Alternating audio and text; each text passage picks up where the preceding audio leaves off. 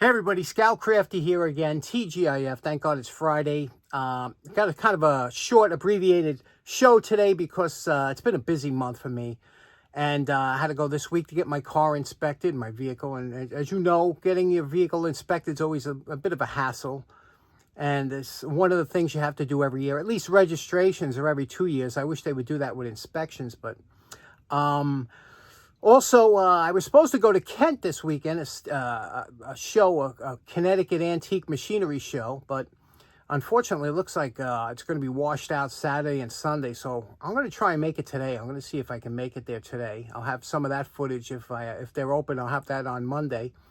Also, Poor Man's Flea Market's normal stuff that I saw this weekend. Nothing crazy, but I did find a couple good things, and let's go check it out right now. I found these sticking out of the recycle bin, and what it is, it's two snow brushes. And these are the extendable type. This one here, the aluminum one, you give a quarter turn to the right, you extend it out, and a quarter turn to the left, it locks it in. This has a squeegee, nice squeegee too on the top. Of course, it's got the snow brush, and it's got, whoops, the ice scraper on this side, And again, they were all in good shape, so nothing wrong. The only thing is this sticker here, which we're going to deal with today. And then I found here. So obviously, it's one for me, one for my girlfriend. But this one here, being that it's yellow, I guess I'll get this one. This one here is a different style. It's got an oval shape handle. You press the button. This extends out. Clicks into whatever you're going to use. Again, nice soft brushes. I washed them in a bucket of soapy water just to make sure there's nothing, no dirt or anything in there. So, and a beautiful, really nice, supple squeegee on this one. And again, of course, the ice scraper on the other side. So that was two nice finds, huh? And again, especially with winter coming up, it's always nice to have it in your vehicle, but this thing here is probably the only thing wrong with it. The sticker came off. It's got this residual. And I always talk about the chemicals. I want to show you how to remove something like that really easy. Now, there are a ton of things that'll remove this sticky residue, okay? Because all you're doing is you're melting the solvent. We have acetone here to the right. Naphtha, this is really good. This is actually the main ingredient for lighter fluid, which I have found to be the best at removing that sticky residue. And we also have WD-40, we have Lacathin, it was all different types. So, but this is, the basics that you charge. Now, if you're going to use like Scotch-Brite pad or steel wool with this, it works much quicker. But I'm just going to use a swatch of paper towel and try out which one works the best. So we're going to start first with the acetone. Now, acetone works very good. The problem is it keeps remelting the solvent with the acetone, and as you're doing it, the acetone is evaporating, which leaves a sticky surface, and you have to keep going back over it and back over it, and it's not great. It just evaporates too quick. So that's acetone. Next, let's try WD-40. Now, the WD-40 took twice as long to get to the same point as the acetone, and it did leave a little residual behind, but you really have to use a lot of pressure on here to get this to come off, because WD-40 is a fantastic cleaner, but as far as melting the solvent, it really don't have the harsh chemicals you need to melt that solvent. So that, it's okay. It's safe. You don't have to worry about destroying the paint or anything under where you have to be careful with the acetone. So that's what we have with it. Let's try now the naphtha. Okay, naphtha did a nice job. Again, you have to put a little bit of pressure on it to get it to work. It doesn't dissolve as quick as acetone, but it's very safe for a lot of finishes underneath. So but it's still left a little bit behind. That's just straight naphtha. Let's try the roncinol over here. Not surprising, the roncinol lighter fluid worked very close to the naphtha, very similar in all ways, so because it's a major ingredient, so they work identical. We still got a little bit left here. Let's try goop and maybe lacquer thinner. Okay, my goop I only have in a big, this is Gojo. It's very, very similar, hand cleaner, and it didn't work. It didn't work good at all. It just took forever, and maybe for just sticky stuff that's really not that stubborn, but not really good. Let's try lacquer thinner. Lacquer thinner, I'm sure will do a great job. The problem is it's very, you gotta be very careful. A lot of times it'll mess up the paint underneath, but in certain instances, like if you have it on glass or something that you don't have to worry about underneath, but you got to be very careful. Let's try lacquer thinner. Okay, lacquer thinner, like acetone, worked very quick to get through the initial sticky surface. The problem is, again, it dries so fast. It evaporates as you're using it, and it melts it. So as soon as you put it on, it melts it, but it also starts smearing it because it's melting it, and it's drying instantly. So there's still residual here. You see that? But that'll wipe off easy. But you know, that's one of the issues. Again, you have to be very careful. So I would say of all of these, I would say the best one to use, I would say, is naphtha. It's very, you don't have to worry about it damaging paints or anything like that. Again, the same thing as the lighter fluid, and it works good, and it's not, you know, volatile. So this one I think is the winner. So there we go. The naphtha really does a nice job. And again, that's just with paper towel. Obviously, Scotch-Brite or something like that would speed it up, but it will also probably damage the surface underneath. So chemicals really do come in handy when you got the right ones sitting around the shop. Okay, next up, as you know, I'm a real big fan of the 4.5-inch angle grinder. These things have become relatively inexpensive over the years. They're really good. They last a long time, and they have a multitude of uses. If you don't have one in your shop, I would suggest probably getting one. But some of the things you could do with it, obviously I use it all the time with the flap sanders. These flap sanding discs, they leave a great finish on the metal. But you also can do cut off anytime. This is a thin cut off wheel. You can use that for a cut off. This is a thicker cut off wheel, or a grinder if you use it on side. This is a grinding wheel. You can see how thick it is. You can really get a lot of metal removed with that. And then you can put on buffing pads. This one here is just like the fiber wheel we use, but in a disc.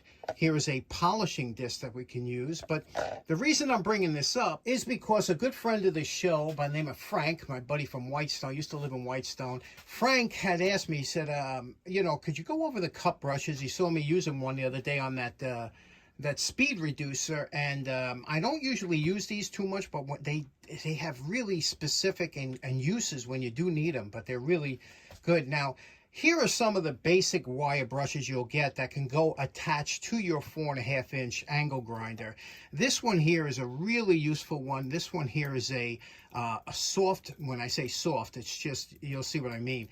But this here's a wire brush here. This one here is a much harder, it's a, they call this wound wire brush, and they're wound together, so it gives you a, when you hit this with, you're going to take off a lot more material than you do with the soft, but you're also going to leave swirls or possibly gouges. But this is really for removing some heavy stuff. And this kind of stuff comes in great if you're doing like an anvil or a railroad tie or something that's heavy duty that you have to get, you know, a lot of rust removed. This one here, again, it's a spiral wound, and this one, you know, for side use. And the same one here is a soft one for side use. I'll show you how these work, and I'll give you an example of them. And the thing is that you got to be real careful, because for some reason, these things, the way they are, when you handle them, you're always going to get punctured or pricked with them. So it's really good to have a pair of gloves to put them onto your machine. Now, for those of you new to the angle grinder, there's a little collet nut here, and it uses a pin spanner. And there's a button here, a locking button. When you press this button, it locks the spindle so it won't spin. So in order to remove this, you push the button, you lock the spindle, you put your pin spanner in, and you loosen it like that. It only takes about a quarter turn, because once it locks in, it's locked in for good. And then you spin this off here, and that's how you can change your flap disc. So if you want to put a new one on, you don't need the spanner wrench. Believe it or not, a lot of times people think you got to tighten down. Once you spin this tight down like that, if you hit the lock nut and just grab the disc and give it an 1/8 of a turn, that's not going anywhere, because it's spinning in a way that will tighten it. However, you will need to the wrench to loosen it up. Sometimes these do tend to lock down like that. So if you want to put on a, now this nut comes off and it leaves you, there's two things. There's a flat backing nut. You don't have to use that. You can use, I sometimes leave it on because it just, you know, it brings it out, but you don't have to. Now let's say you want to use the soft wire brush. This has a threading nut on here, which is standard with most of the 4 by 4.5 inch grinds. You just spin it on like that, and that's it. Like I said, you don't have to tighten this down because it's spinning in a way it's going to tighten it when you use it. That's all you have to do. Okay, when you push that button, you'll see I can't, let me lock it. It's locked, it's in there, but this is really sharp, these things, and let me show you how these work. Now what you're looking at here is the upper jaw for my 4-foot pipe wrench that was given to me by Tommy Carolla, aluminum no less. We're going to be working on that very shortly, but this is just the top piece. That's steel, and I'm going to show you here. We're going to do this area with that cup wire brush.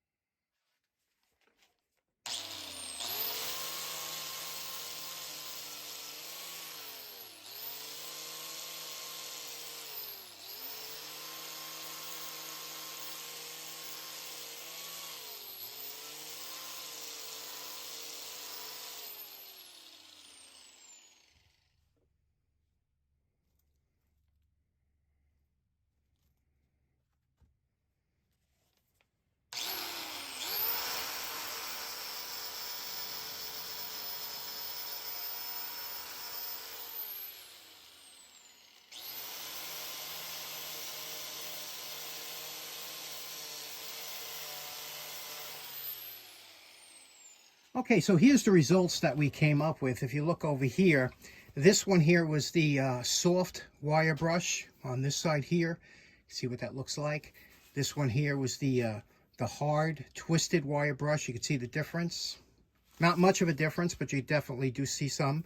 And then you have the one that flails open a little bit, the less cupped wire brush here. So you can see that surface that it gives you. So basically the reason that, and unfortunately these wire brushes do not last anywhere near the ones that you put on your stationary motor.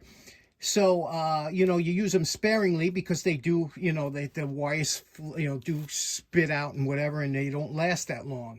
However, unless you get a really good one, the reason that you would use these compared to a stationary wire brush is because you use this for things that are too heavy to kind of work around the stationary. You know, if like an anvil or something, you're not going to hold an anvil under the wire brush on your motor, whereas you can take the wheel to the anvil. So that's what you would use it for, big items. Other than that, I always try and use the stationary wire brush for anything. Even something like this, I would use the stationary and just work it around. But sometimes there are areas you can't really, you know, get to, whatever. So that's what those are good for. Okay, you're probably wondering, why didn't I start with this yet? Oh, this thing weighs a ton. Even though it's aluminum, I have the same one in steel. These things are unbelievable. First of all, they're huge. I don't even think you can get the idea of how big this is on camera, but this is the rigid number 848. Like I said, Tommy Carolla gave this to me. And the reason I didn't start with it yet is because it's aluminum, or aluminum for those in the States. And the problem with this is anytime you're dealing with aluminum, you're going to have an issue with clogging. So if I use a flap sander, it clogs up instantly. And, you know, you can go through dozens just doing this, you know. So it's really difficult to get this down to the, you know, where you want it, where it's nice and you're getting some of the dents and things out and stuff without, you know, going through $75 worth of discs and anything you use. Now, sometimes with a wire brush, you can see, you know, what it's going to come to under it. This is obviously a hand wire brush, but you could see what it's going to do. It's going to, we have a lot of like little surface pittings, and they made these kind of crude. You could see here, that's from the factory, all those lines. So let me zoom in. All those lines are from the factory, you know, so you can see to get this nice, I'm gonna have to take it outside. And I was waiting for good weather. I don't want to do it when I'm sweating. So we're getting to that weather. That's what I was waiting for. And we'll take this outside and do it up, hopefully nice. Isn't that a monster? That's a wall hanger, but boy, you need a strong wall for this. Okay, so in closing, I hope you have a fantastic weekend. Thanks so much for tuning in. We'll see you again on Monday. Take care now. Bye-bye.